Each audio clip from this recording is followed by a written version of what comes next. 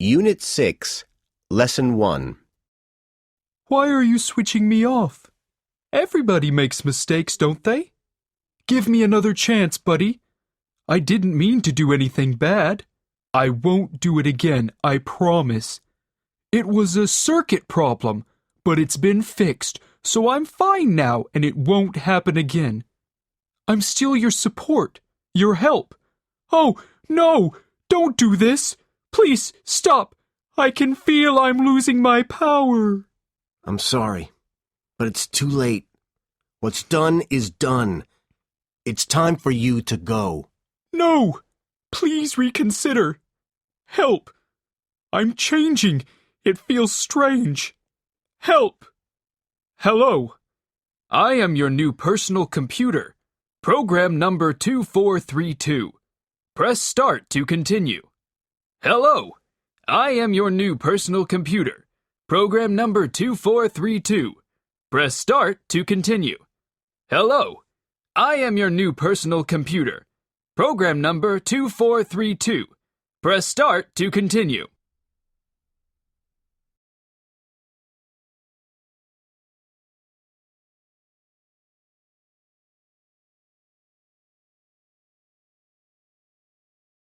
Unit 6, Lesson 2. Yesterday in my future studies class, we were talking about how we think the world will have changed by the year 2025. What do you think the world will be like by then, David? Well, Ollie, I don't think there will be any schools. Children will study at home, by computer. Yeah, I agree. They'll be able to study more because they won't have to waste time going to and from school. What about money? I don't think people will carry cash. They'll use payment cards more, and they'll do all their banking on the internet. No, I don't agree. I think we'll always have some form of real money. Well, maybe. But remember, no money would mean that life was harder for thieves. Yeah, that's true. What about medicine? Do you think medical advances will have made our lives longer? No, I don't think so. I think we'll have cured a lot of diseases, like cancer, but I think there will always be new diseases. Yeah, I agree. Who wants to live to 120 anyway? One thing I do think is that computers will be really different. For example, I think bookstores will have disappeared because there won't be any books. We'll download them straight from the internet. Oh no, I don't think so. At least I hope not. I love going to bookstores. What about space colonization? I certainly don't think people will have started to live in space stations by 2025. I don't think so either. 2025 isn't that far in the future. Unit 6, Lesson 3. 1. Not exactly, Grandpa. 2. Well, a short break is probably a good idea. 3. Oh, I see. 4. I plan to take a year to backpack from Toronto to Buenos Aires. 5. Oh, well, it's not what we did in my day. Unit 6, Lesson 3. During his first year in university in 1983, the young man began to buy excess inventories of RAM chips and IBM disk drives from local computer dealers. He then resold them for much less than retail prices by advertising in the newspaper. By 1984, his sales were averaging $80,000 per month. He decided to leave university early and start his own company. Today, that company is Dell Computer Corporation, and Michael Dell is on his way to becoming one of the richest people in the world.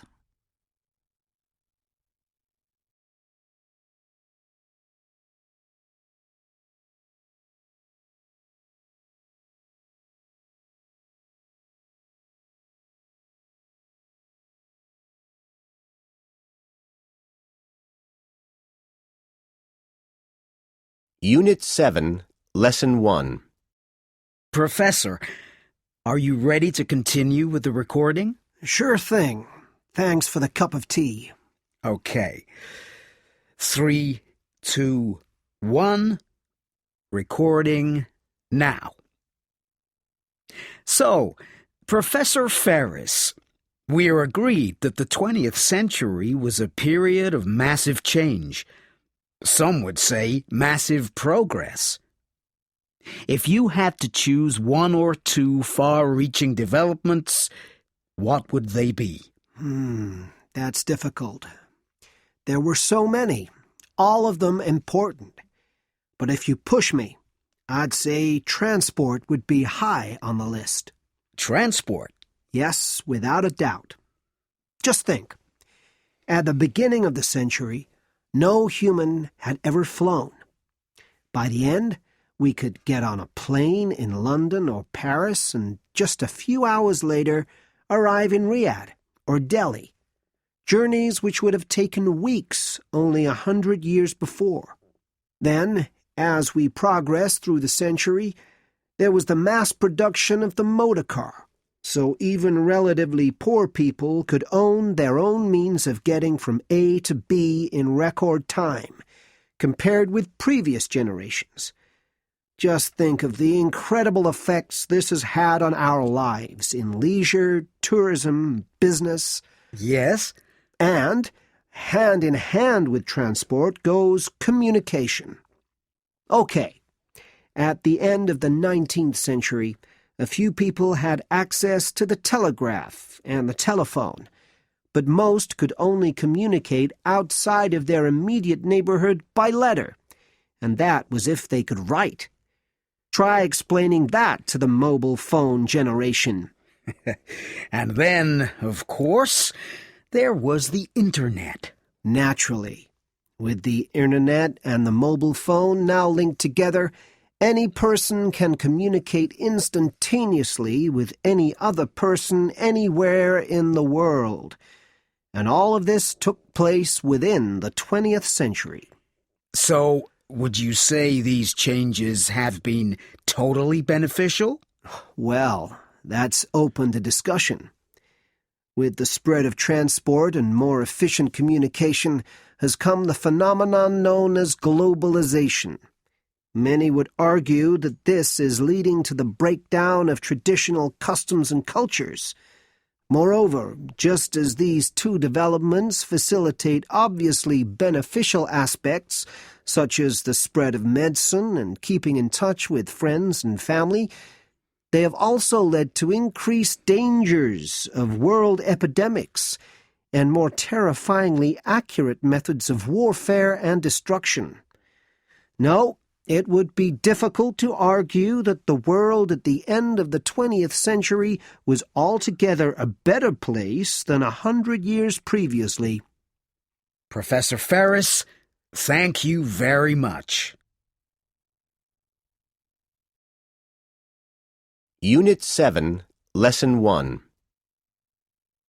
And as recording technology has become more sophisticated, cultural and sporting events from all over the world can be broadcast to many countries and experienced by more and more people.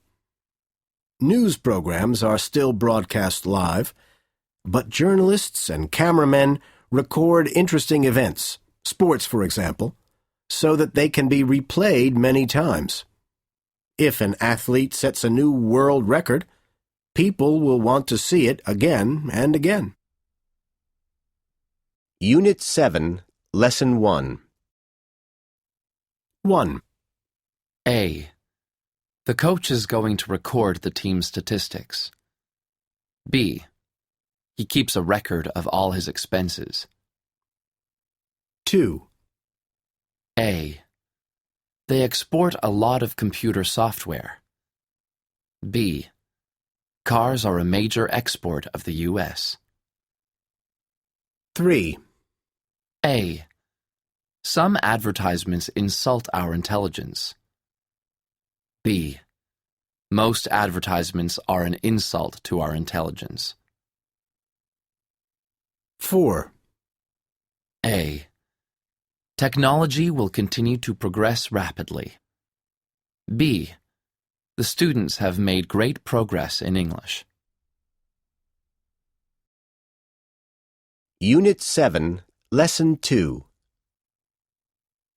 The 20th century has revolutions, civil wars, local wars, and 2 world wars.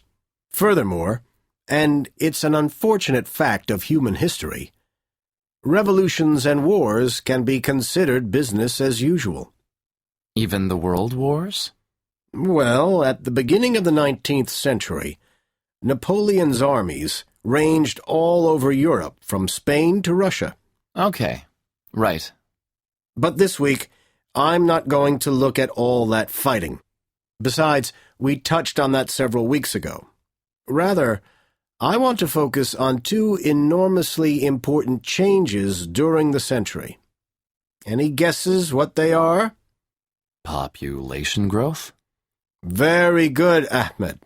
Yes, world population grew from about 1.6 billion in 1900 to about 6.5 billion in 2005. It increased over 4 times in just over 100 years. Now, that had, and continues to have, an enormous impact on society and politics, as well as on natural resources and the environment. So, population growth will be one of our themes this week. What else? The environment? Well, Tom, it will come up in relation to population growth and other things. Another guess? Technology? My, you are bright today. That's right. Technological development. Between 1900 and the year 2000, there were huge changes in terms of technology. In 1900, electricity, the telephone, radio, and automobiles were primitive and in very, very restricted use, and there were no airplanes. By the year 2000, they were everywhere. Nowadays, people and products speed from place to place, and above all, information flashes around the world in seconds. All that rapid movement and communication is the main element in what we call globalization. Are you in favor of globalization? We can discuss that during our classes.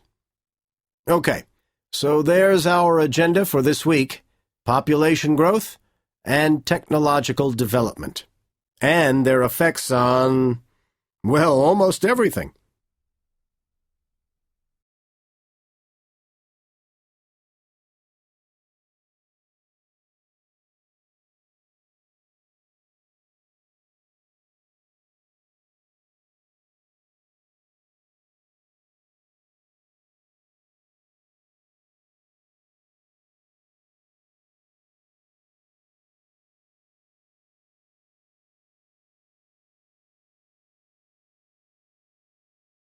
Unit 7, Lesson 4. The Arabian oryx was almost extinct, but the National Commission for Wildlife Conservation and Development reintroduced the oryx into the Mahazat as Sayd. The program was successful, so the NCWCD is introducing them into other protected areas. Since then, numbers have increased to about 1,000, so the oryx is now no longer classified as an endangered species. The amount of water in underground water sources has declined over the last 20 years. Because of this, Saudi Arabia is investing in water desalination plants. It is building the largest solar-powered water desalination plant in the world in Al-Kafji. The population of Saudi Arabia has increased from 21.5 million in 2003 to 28 million in 2012. Because of this, energy consumption is also increasing steadily.